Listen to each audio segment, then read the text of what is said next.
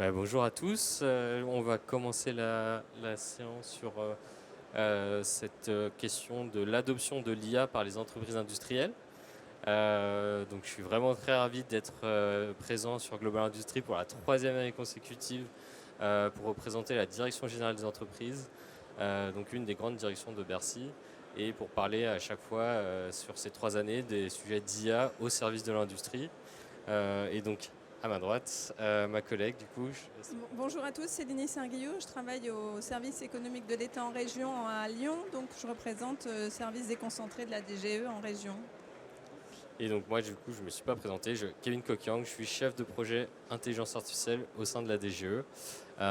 Et aujourd'hui, ce qu'on va vous présenter, c'est dans un premier temps une enquête qu'on a menée en collaboration du coup avec les services de l'État en centrale, mais aussi avec les collègues de l'administration en région.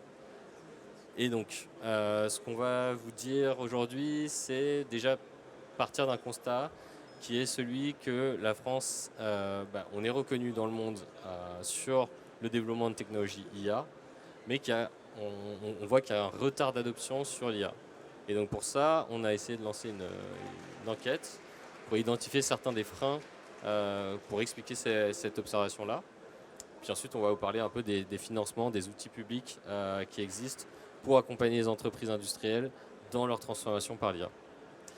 Donc, premier point déjà, donc ce que je disais tout à l'heure, c'est le fait qu'on soit reconnu, la France, comme un pays qui est parmi les leaders sur le sujet de l'intelligence artificielle.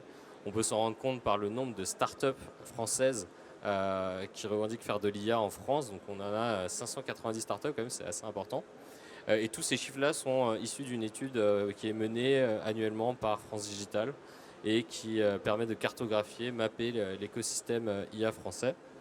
Parmi ces startups, on en trouve des startups assez importantes, donc 16 licornes qui viennent sur des propositions de valeur IA. Par exemple, on peut penser à des entreprises sur l'IA générative comme Mistral AI que dont vous avez peut-être entendu parler, qui font des modèles qui sont parmi les plus performants dans le monde.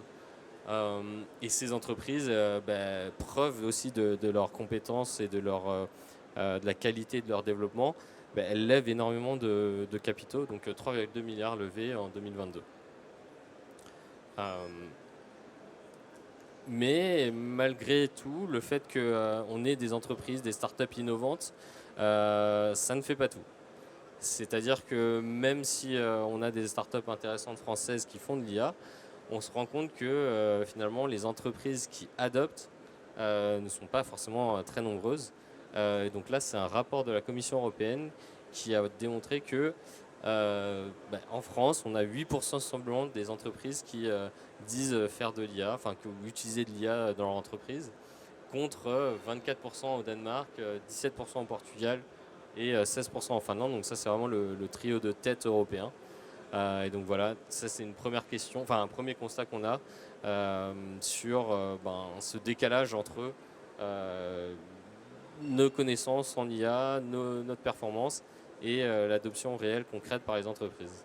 Alors déjà, je ne sais pas si Céline, tu as un mot à dire par rapport au fait qu'on ait des entreprises innovantes en France en IA. Oui, on en a aussi beaucoup en Auvergne-Rhône-Alpes et qu'on a cartographié aussi avec l'agence Auvergne-Rhône-Alpes, entreprises qui dépendent de la région. Du coup, effectivement, on a un certain nombre de startups, des entreprises aussi innovantes qui diffusent. Mais malgré le fait qu'elles soient effectivement proches du terrain, il n'y a pas encore une adoption massive chez les PME, donc 50, 250 entreprises, 250 emplois. Donc on les retrouve beaucoup plus chez les plus gros, les grandes entreprises et les ETI. On va poursuivre.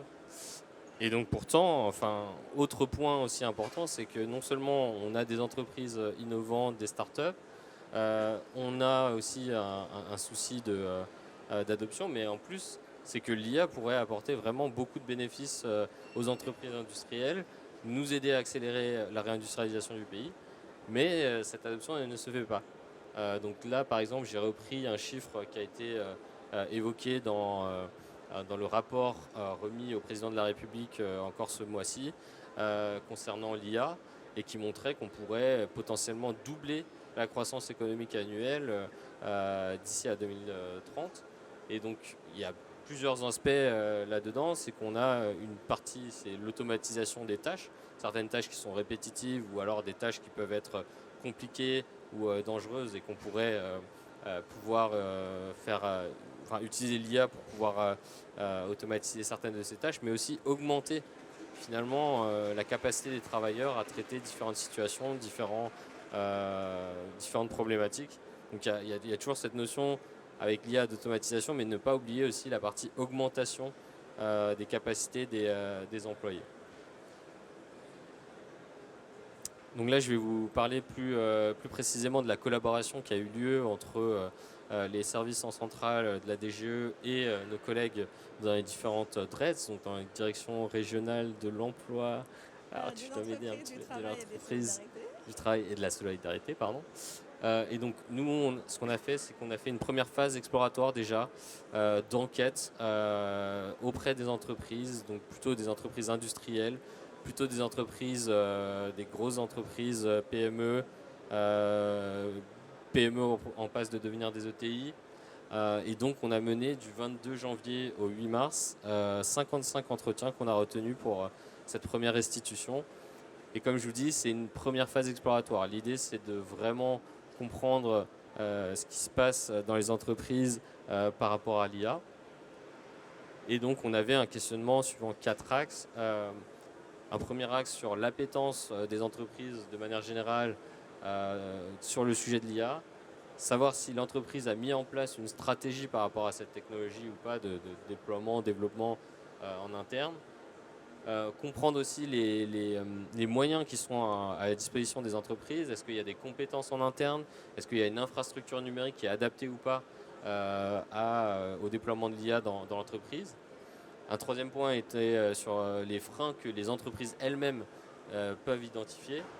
Et aussi un autre questionnement sur la vague actuelle autour de l'IA générative. Donc je disais, les entreprises ciblées en priorité étaient celles qui étaient davantage susceptibles d'avoir des projets IA, de s'intéresser à la question de l'IA. Là aussi, Céline, je pense que tu as quelques retours aussi sur ce sujet. On a eu une belle diversité de personnes interviewées. On a eu deux grandes entreprises, 3 PME d'une taille au moins 300-700 personnes. Et 7 PME avec des profils assez variés au niveau des secteurs. On a eu du textile, on a eu de la mécanique, de la plasturgie, de l'électroménager, de la santé et de la robotique. Donc du coup, c'était quand même assez varié pour avoir des approches assez différentes. Et ce qui était intéressant aussi, c'était de faire le lien entre les grandes entreprises qui sont plutôt matures et des leçons entre guillemets qu'elles peuvent donner, où on s'est aperçu quand même que c'est beaucoup celles qui avaient déjà des ERP, voire des CRM, qui forcément avaient mis en place des choses comme ça. Et donc le mantra, c'était la donnée, historiser pour pouvoir avoir des cas d'usage intéressants. Et même des toutes petites entreprises, c'était intéressant, une petite entreprise dans un secteur un peu éloigné, une scierie, qui s'est dit un jour, moi j'ai un vrai sujet et la computer vision peut m'aider. Et donc du coup, c'est quand même intéressant d'avoir des entreprises de ce type-là qui étaient a priori lyonnais, mais qui se sont dit, on va innover en essayant de lancer un sujet comme ça. Donc on va voir un peu les retours qu'on a eus de l'ensemble des collègues. Donc le premier point qu'on a constaté, c'est que les industriels sont convaincus du pouvoir transformatif de l'IA. On est assez, 80% des entreprises qui ont été interrogées sont dites vraiment, oui, il y a un sujet de l'IA, il y a un sujet de l'IA au service de l'industrie. Ça va avoir des impacts sur l'emploi, sur la compétitivité, sur notre productivité face à des entreprises étrangères également. Cela dit, seulement 44% des entreprises interrogées spécifiquement sur l'IA générative se sentaient concernées. Voilà, on voit déjà il y a un petit gap, mais globalement, une grande majorité d'entreprises quand même se disent que l'IA c'est quand même un enjeu important. Mais pour autant, il y a seulement 38% des entreprises interrogées là encore qui avaient mis en place quelque chose, qui avaient pris soit le recrutement d'une personne, soit avaient lancé un projet, soit avaient changé quelque chose dans sa façon de travailler. Et parmi les freins qui ont été identifiés principalement sur pourquoi l'entreprise n'est pas passé le cap de je suis intéressé par l'IA, j'ai conscience de son impact, mais de prendre une mesure concrète, 31% c'est le premier frein, un déficit d'acculturation. J'ai pas assez d'informations, j'ai pas assez de connaissances, je sais pas comment m'y prendre, je sais pas de quelle façon on peut commencer. Et ensuite, 19% 19 et 15% sur plutôt l'infrastructure, donc la présence de données, donc on vient de parler. Le fait d'avoir aussi, on a parlé juste avant cette table ronde sur l'aspect communication, connectivité, donc tout ce qui est 5G par exemple. Donc voilà, tout ce qui est infrastructure de la communication au-delà des données. Et finalement, on voit que le coût est finalement pas un frein aussi important qu'on aurait pu le croire. Il y a que seulement 8% des entreprises qu'on a interrogées qui citent le coût comme étant un frein principal de pourquoi on n'a pas mis en place des actions vers l'IA.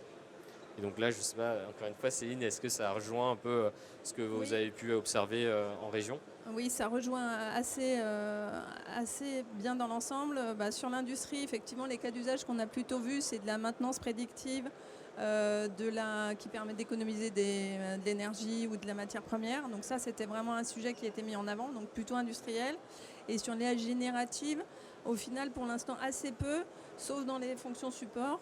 Et quelques cas d'usage, mais du coup plutôt grandes entreprises, sur de la documentation technique, ou pousser des infos pour de la maintenance, des réparations de type par exemple. Le sujet de l'humain, il était quand même super important dans le sens où à la fois ils constatent dans leurs équipes il y a des technophiles entre guillemets où ils ont envie de confier des sujets à creuser et du coup ils ont envie de se reposer sur des gens qui seraient un peu comme ça. Et en même temps, ils savent qu'il faut embarquer les gens. Par exemple, ceux qui ont le savoir avant l'IA, c'est-à-dire que ceux qui vont dire pourquoi la machine elle va tomber en panne, il y en a qui le savent intuitivement et du coup vraiment embarquer ça dans la transformation. Et du coup vraiment jouer là-dessus en disant qu'on va augmenter l'humain et on ne va pas le remplacer, mais on va vraiment mettre en valeur ceux qui ont ce savoir-faire-là pour les embarquer dans cette transformation IA. Voilà l'essentiel, ça qui est regroupé. Je pense que juste après, on va parler aussi, encore une fois, des cas d'usage un peu qui sont identifiés, en particulier par les entreprises comme étant les cas un peu prioritaires. Donc là, il y avait une statistique assez intéressante, c'est que 51% des entreprises qui ont effectivement lancé un projet, soit de R&D, soit de pilote, soit qui sont en train d'industrialiser une solution IA, le font davantage en interne. Donc plutôt justement par une volonté de faire monter en compétence les équipes, de garder la compétence en interne. Donc il y a moins de recours à des prestataires externes ou à une solution sur étagère qui serait...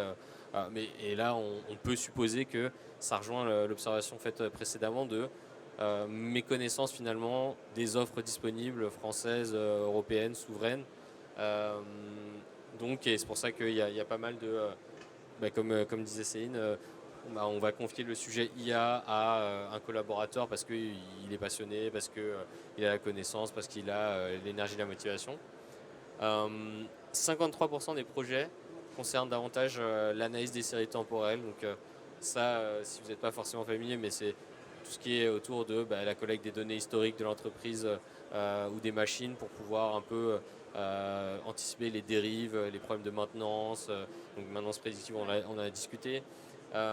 Beaucoup des projets aussi sont autour de la vision, typiquement l'analyse de défauts, la qualité des pièces, ce genre de choses-là qui sont assez naturelles finalement pour l'industrie.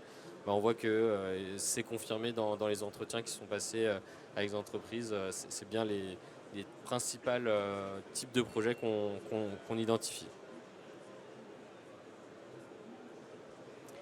Donc voilà, là c'est encore une fois cette première phase, cette première partie d'enquête, c'était vraiment une phase exploratoire.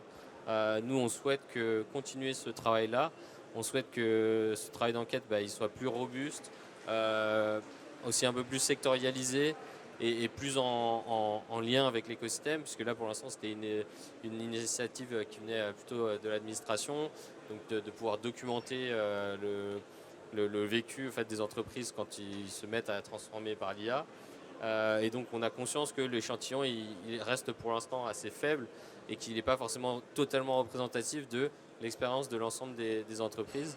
Mais ça donne quand même quelques clés de lecture assez intéressantes et on souhaite poursuivre par la suite ce travail-là. Et donc vraiment, pour ceux qui sont présents aujourd'hui, n'hésitez pas à venir à notre rencontre, à échanger par la suite pour voir comment on peut vous aider éventuellement si vous êtes vous questionnez sur ces sujets d'IA.